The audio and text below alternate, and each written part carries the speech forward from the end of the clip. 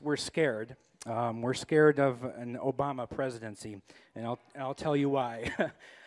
I have to tell you, he is a decent person and a person that you do not have to be scared as President of the United States. I can't trust Obama. I have read about him, and he's an Arab. He is not. No? No, ma'am. He's a decent family man, citizen that I just happen to have disagreements with on fundamental issues, and that's what this campaign is all about. He's not. Thank you. Senator Obama and I have had and argued our differences, and he has prevailed. I applaud him for it and offer him my sincere sympathy that his beloved grandmother did not live to see this day. Though our faith assures us she is at rest in the presence of her Creator, and so very proud of the good man she helped raise. American politics at the presidential level is always tough, but I've said before, and I think it bears repeating, that there are very few of us who have served this country with the same dedication and honor and distinction as Senator McCain, and I'm glad to be sharing the stage with him tonight as I am during the course of this nomination. President Bush and I are among the fortunate few who competed against John at the highest levels of politics. He made us better presidents, just as he made the Senate better, just as he made this country better. Go ahead.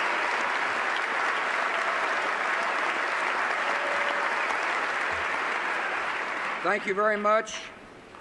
And tonight I have the high privilege and distinct honor of my own as the first president to begin the State of the Union message with these words: Madam Speaker.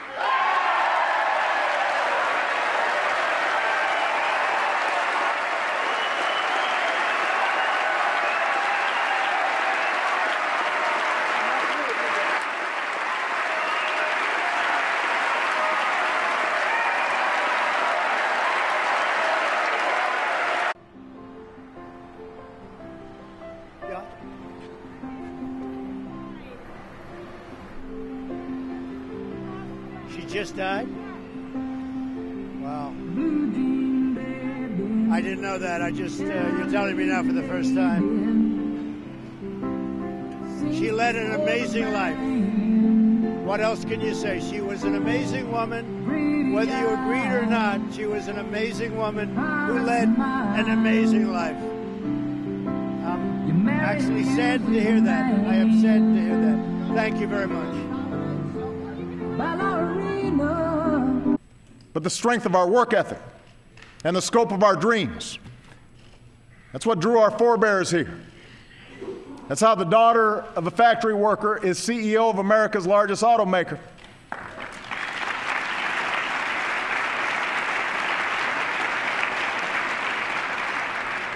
How the son of a barkeep is Speaker of the House.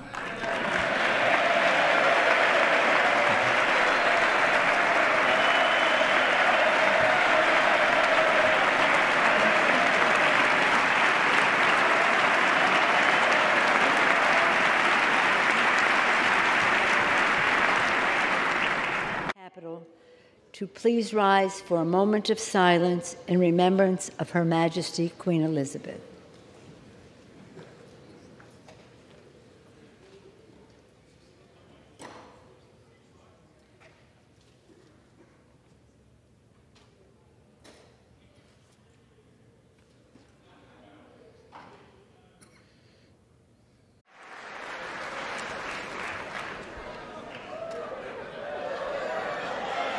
You weren't supposed to do that. Thank you very much. Thank you. And exactly 1 century after Congress passed the constitutional amendment giving women the right to vote, we also have more women serving in Congress than at any time before.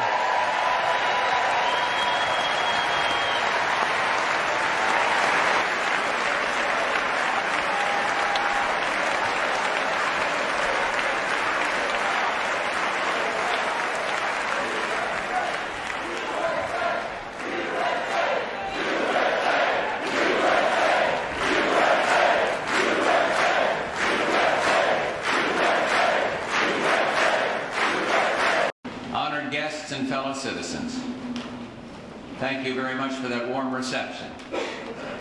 You know, the big build-up this address has had, I want to make sure it'd be a big hit, but I couldn't convince Barbara to deliver it for me.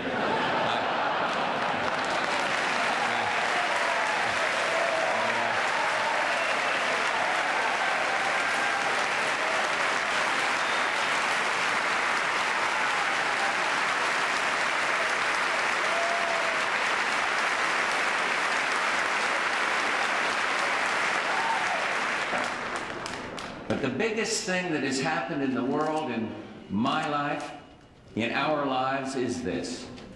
By the grace of God, America won the Cold War.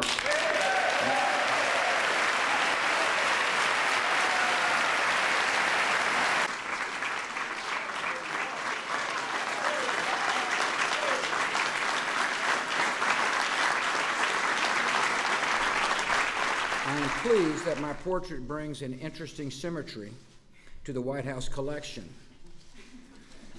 It now starts and ends with a George W.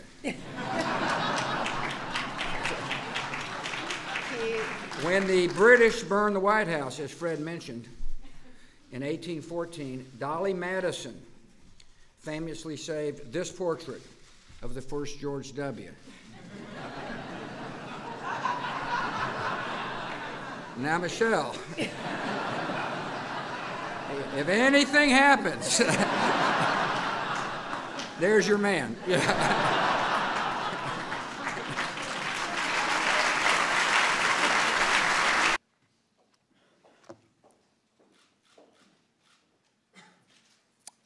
For the final time as president, I am pleased to award our nation's highest civilian honor, the Presidential Medal of Freedom.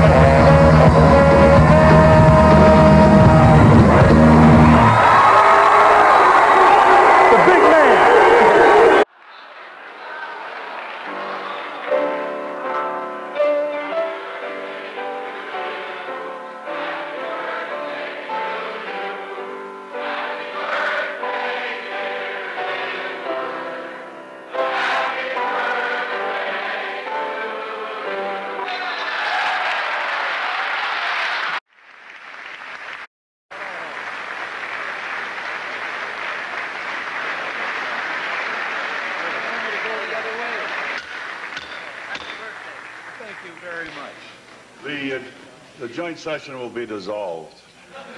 Go ahead, Robert.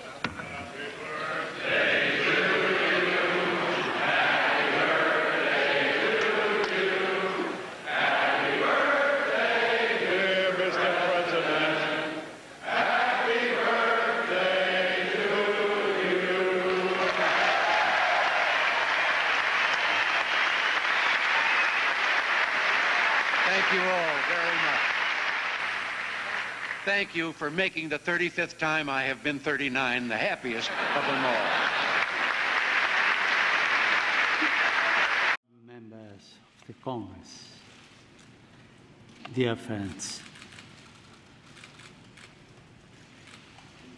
I am most grateful for your invitation to address this joint session of Congress in the land of the free, at the home of the brave.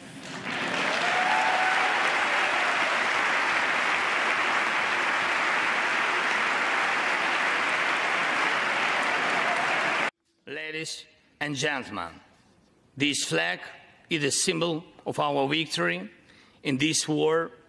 We stand, we fight, and we will win because we are united, Ukraine, America, and the entire free world.